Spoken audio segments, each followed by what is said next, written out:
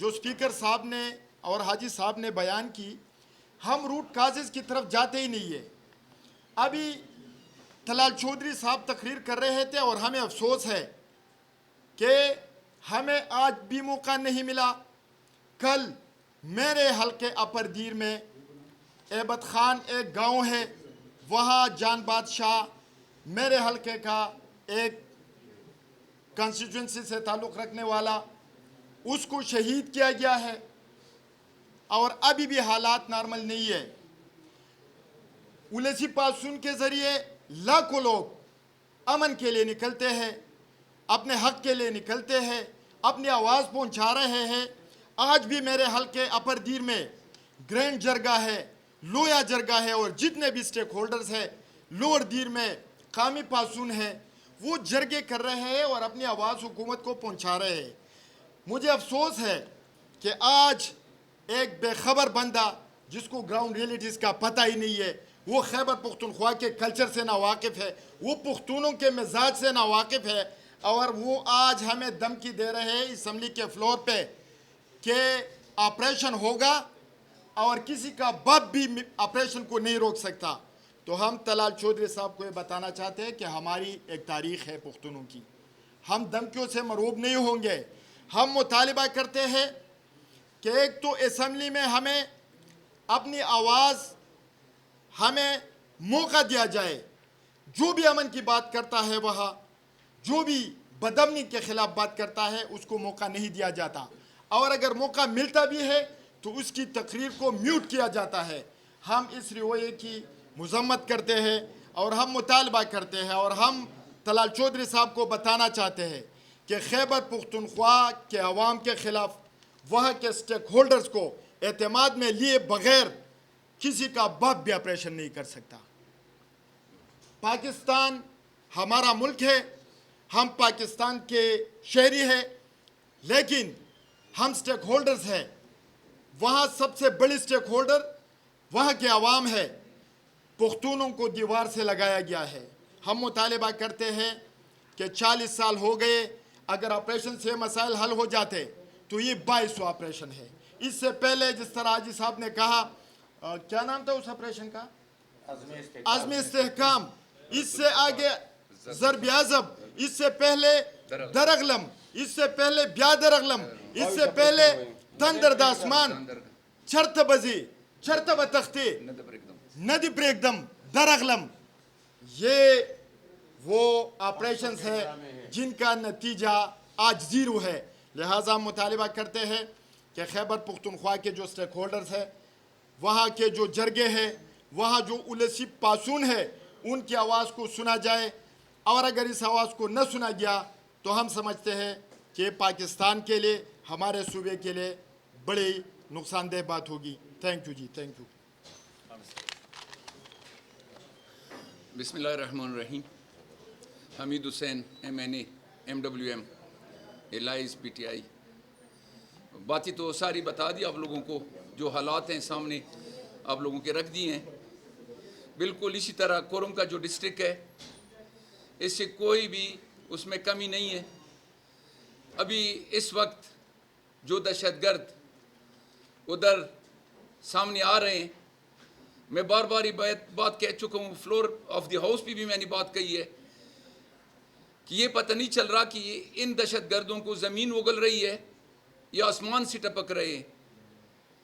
سامنے آ جاتے ہیں، روڈ بند کر دیتے ہیں، کوئی روکنے والا نہیں ہے ان کا، جو کرنا چاہتے ہیں وہ کر جاتے ہیں۔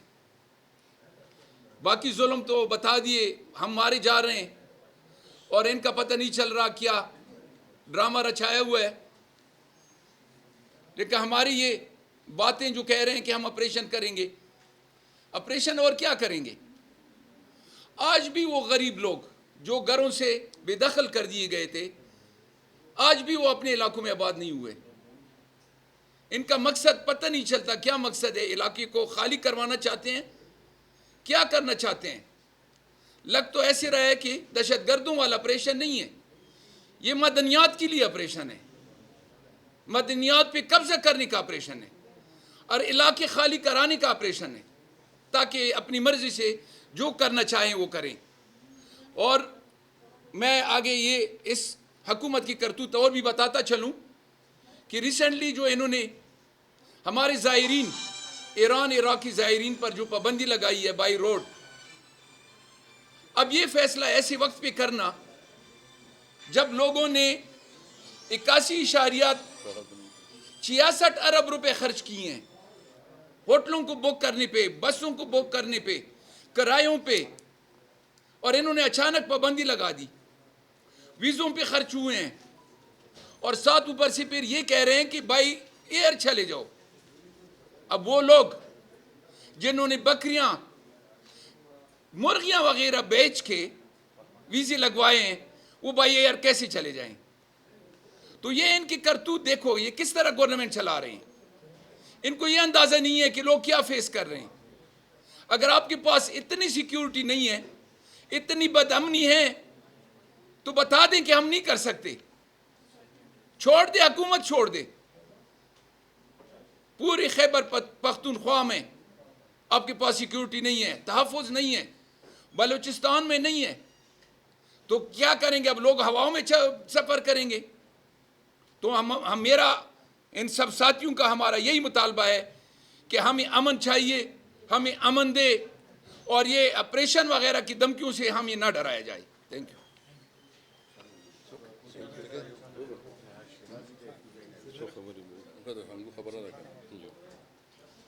بسم اللہ الرحمن الرحیم۔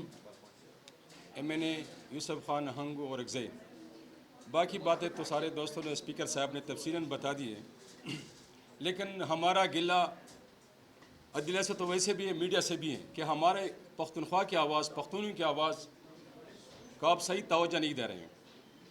ہم فخر کرتے ہیں کہ انڈیا 1.5 ارب کی آبادی ہے، 4 دن میں اس کو شکست دے سکتی ہے، لیکن 45 دن ہو گئے۔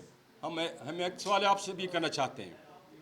انڈیا افرادی قوت میں افغانستان سے زیادہ ہے، فوج ان کی زیادہ مضبوط ہے، معاشی لیول پہ وہ زیادہ مضبوط ہے، چھٹا ایٹمی سپر پاور ہے، اس میں 4 دن میں وہ انڈیا کو شکست دے سکتے ہیں۔ ہم بھی فخر کرتے ہیں کیونکہ ہم بھی پاکستانی ہیں، لیکن 45 دن ہو گئے نہ 45 سال، اس سے 45 لوگ کنٹرول نہیں ہوتے، تو پھر ہم شک ضرور کرتے ہیں کہ یہ پلانٹڈ لوگ ہیں۔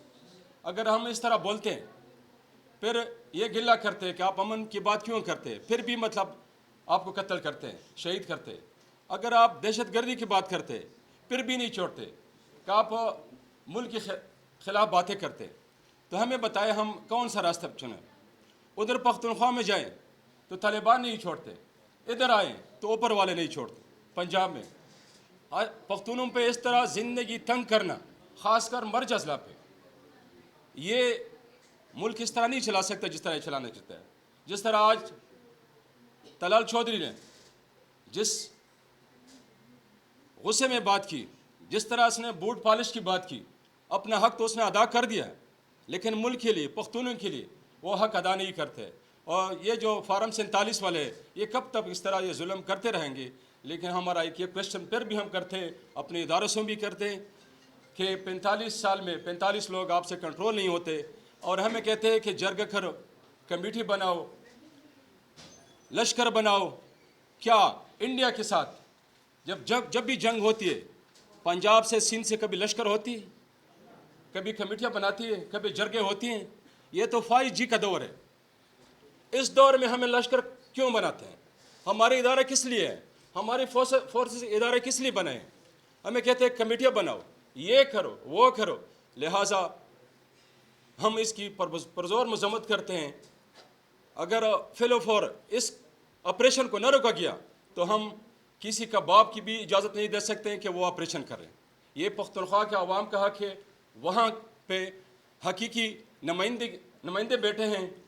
سی ایم صاحب نے جو کچھ کہا، ہم اس کے ساتھ کھڑے ہیں، اس کے نظریے کے ساتھ، اس بیان کے ساتھ۔